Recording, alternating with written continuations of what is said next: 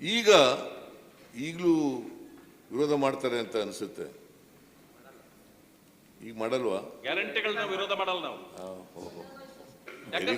ಸದ್ಯ ನಿಮಗೆ ಒಳ್ಳೆ ಬುದ್ಧಿ ಬಂತಲ್ಲ, ಒಳ್ಳೆ ಬುದ್ಧಿ ಬಂತಲ್ಲ ನಿನಗೆ.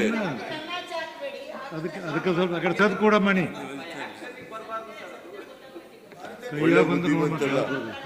ಈಗ ಒಂದು ಹೇಳ್ಬಿಡಿ, ನೀವು 5 ಗ್ಯಾರಂಟಿಗಳನ್ನ ಕಾಂಗ್ರೆಸ್ ಸರ್ಕಾರ ಏನು ಜಾರಿ ಮಾಡಿದೆ ಅವೆಲ್ಲವೂ ಕೂಡ ಬಹಳ ಆರೋಗ್ಯಕರವಾದಂಥ, ಬಡವರಿಗೆ ಅನುಕೂಲಕರವಾದಂಥ, ಬಡವರಿಗೆ ಶಕ್ತಿ ತುಂಬತಕ್ಕಂಥ, ಸಾಮಾಜಿಕವಾಗಿ ಆರ್ಥಿಕವಾಗಿ ಶಕ್ತಿ ತುಂಬತಕ್ಕಂಥ ಗ್ಯಾರಂಟಿ ಯೋಜನೆಗಳು ಅಂತ ಹೇಳ್ಬಿಡಿ. ಒಂದೇ ಮಾತು, ಗ್ಯಾರಂಟಿಗಳನ್ನು ನಾವು ವಿರೋಧ ಮಾಡೋದಿಲ್ಲ. ಆದರೆ ಅಲ್ಲಲ್ಲ, ವಿರೋಧ ಮಾಡಲ್ಲ ಅಂತಂದ್ರೆ ಸ್ವಾಗತನೇ ಮಾಡ್ತೇವೆ. ಇವು ಅವರ ಸಬಲೀಕರಣ ಅಲ್ಲ, ಅದರಲ್ಲಿ ಆಸ್ತಿ ಉತ್ಪತ್ತಿ ಆಗೋದಿಲ್ಲ. ಅದು ಮೂಗಿಗೆ ತುಪ್ಪ ಸವರಿದಂಗೆ.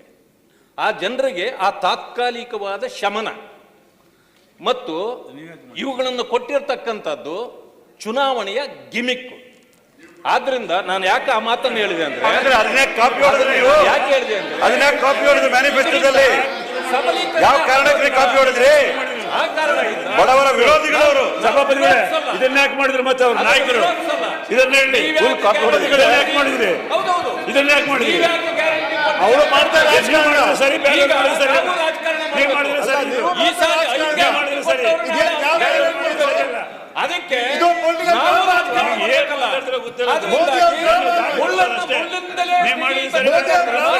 ಗ್ಯಾರಂಟಿಗಳನ್ನ ನಾವು ಕೊಡ್ತೇವೆ.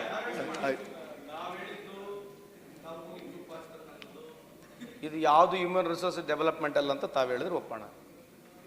ಮೋದಿ ಸಾಹೇಬರು ಇದ್ರ ಬಗ್ಗೆ ವಿರುದ್ಧವಾಗಿ ಮಾತನಾಡಿದ್ರು.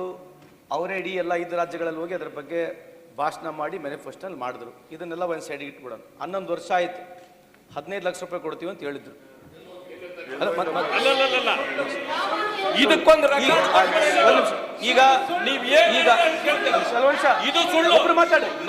ಈಗ ಈಗ ಯೂಟ್ಯೂಬ್ನಾಗ ತೋರಿಸ್ಬಿಡೋದಲ್ಲ, ಈಗ ಯೂಟ್ಯೂಬ್ನಾಗ ತೋರಿಸ್ಬಿಡ್ತೀವಿ, ಯೂಟ್ಯೂಬ್ನಾಗ ತೋರಿಸ್ಬಿಡ್ತೀವಿ, ಯೂಟ್ಯೂಬ್ನಾಗ ಈಗ ತೋರಿಸ್ಬಿಡ್ತೀವಿ, ಯೂಟ್ಯೂಬ್ನಾಗ ಇವಾಗ ತೋರಿಸ್ತೀವಿ, ಯೂಟ್ಯೂಬ್ನಾಗ ಇವಾಗ ತೋರಿಸ್ತೀವಿ, ಯೂಟ್ಯೂಬ್ನಾಗ ಇವಾಗ ತೋರಿಸ್ತೀವಿ.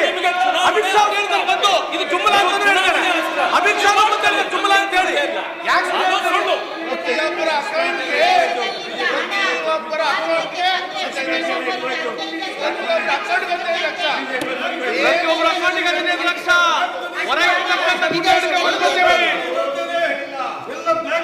ಈಗ ಯೂಟ್ಯೂಬ್ ತೋರಿಸಲ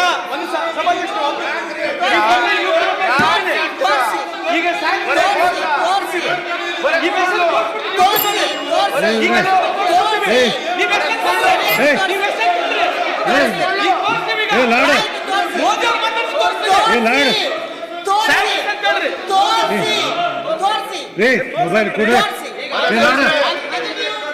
ಸಂತೋಷ ಬಿಡಿ ಬಿಡಿ ತೋರಿಸ್ಬಾರ್ದು. ಏನಲ್ಲ ಸಭಾಪತಿಗಳೇ, ಮುಖ್ಯಮಂತ್ರಿ ಗ್ಯಾರಂಟಿ ಗ್ಯಾರಂಟಿಗಳನ್ನ 11 ವರ್ಷ ಹೇಳಿ ಇವತ್ತೇನೋ ಸುಳ್ಳಿಗೆ ಆಸ್ಕರ್ ಅವಾರ್ಡ್ ಕೊಡ್ಬೇಕಾದ್ರೆ ಅದು ನರೇಂದ್ರ ಮೋದಿ ಸಲ್ಲತ್ತೆ. ಅಷ್ಟು ಸುಳ್ಳುಗಳು ಹೇಳಿದ್ದಾರೆ. ಇವತ್ತು ಅಷ್ಟು 15 ಯುವಕರಿಗೆ ಉದ್ಯೋಗ ಕೊಡ್ಲಿಲ್ಲ, ಪೆಟ್ರೋಲ್ ಬೆಲೆ ಕಡಿಮೆ ಮಾಡಲಿಲ್ಲ, ಡೀಸೆಲ್ ಬೆಲೆ ಕಡಿಮೆ ಮಾಡಲಿಲ್ಲ. ಏನ್ ಮಾಡಿದ್ರು 11 ವರ್ಷ? ಇವತ್ತು ಜನರಿಗೆ ಸ್ವರ್ಗ ನರಕ ತೋರಿಸಿದ್ದಾರೆ. ಅದರಿಂದ ಇಡೀ ಪ್ರಪಂಚ ನೋಡಿದೆ. ಇವತ್ತು ಹೇಳಿದ್ದಾರೆ ಅಲ್ಲ ಸರ್, ಬರೀ ಸುಳ್ಳು ಹೇಳ್ತಾ ಇರೋರು. ಹಿಡಿದಿರ ಹೊರ ಏನ್ರಿ ಮಂತ್ರಿ ಅವ್ರಿಗೆ ತಿಳಿದ ಹಿಡ್ರಿ ಫೋನ್ ಬೇಡ ಇಡಬೇಡ, ನಾ ಅಲೋ ಮಾಡಂಗಿಲ್ಲ. ಏನ್ ಮಾತಾಡ್ತೀರಿ? ಏನ್ರಿ ಬರೀ ಸುಳ್ಳು. ಸಭಾದೆ house is not in order. ಈ ರೀತಿ ಎಲ್ಲ ಹೌಸ್ ನಡೆಸಿದ್ರೆ ಏನಾಗ್ತದೆ? ಮುಖ್ಯಮಂತ್ರಿಗಳು ಉತ್ತರ ಕೊಡ್ತಾ ಇದಾರೆ, ನಾಟ್ ಇನ್ ಆರ್ಡರ್. ಪುಟ್ಟಣ್ಣ ಎಲ್ಲರ ಅಕೌಂಟ್ಗೆ 15 ಲಕ್ಷ, ಎಲ್ಲರ ಅಕೌಂಟ್ಗೆ 15 ಲಕ್ಷ. ಸಭಾಪತಿಗಳೇ 2 ಕೋಟಿ ಉದ್ಯೋಗಗಳು ಕೊಡ್ತೀನಿ. ಹೇಳಿದ್ರು.